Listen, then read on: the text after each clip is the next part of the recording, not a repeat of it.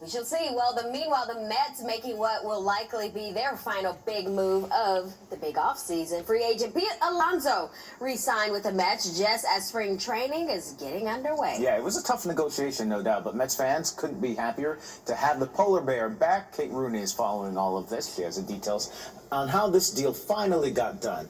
That's right, guys. In 2023, remember, Pete Alonso walked away from a Mets offer for $158 million over 7 years. Then he hired super agent Scott Boras to help him navigate free agency. This year, now a 2-year, $54 million deal with the Mets is done, and Alonso will be the highest paid first baseman in the league this year. But it didn't all go down as well as the polar bear might have expected after he made it clear early on his heart was in Queens. I love this team. I love this organization. This fan base has treated not just myself but my family so well. It's right now I'm just thinking of I'm just thinking of the group. I'm just I mean, obviously, we'll see what happens. We'll cross that bridge when we get there. What happened was months of the two camps, Alonso and Boras versus the Mets, failing to find common ground in negotiations. Majority owner Steve Cohen admitted last month that he was losing faith in the process. Personally, this has been an exhausting conversation and negotiation.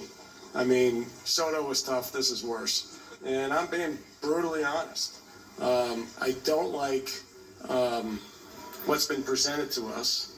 If it stays this way, I think we're going to have to get used to the fact that, we may have to go forward and with the existing players that we have. Were Cohen's statements just a clever negotiation tactic? We'll never know, but we do know that the deal in place is team-friendly. 2 years, $54 million with a player opt-out after a year.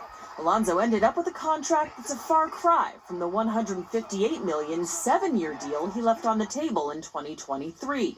Now, he remains a Met, but has to prove he can still put up the numbers that made him famous in Flushing. I love New York. I love this team. I love playing in Queens.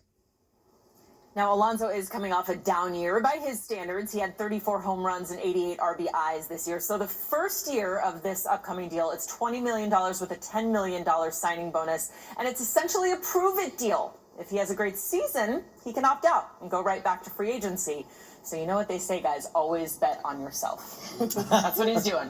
I guess. it's a smart move, I guess. Good point, yeah. As the Met fan here. I'm excited. I mean, I have sweaty palms thinking about the middle of that lineup now. I mean, I have not seen a lineup that solid in maybe forever, actually. So 34 home runs was a down year. Right, and that's not bad. Right. Not bad at all. Yeah, and the Mets, they still have money at the end of the day, I guess. Spring training beginning end of the month. Yeah, they've got some games already, I think. Yeah, they're already down there. Yeah. So it's going to be exciting.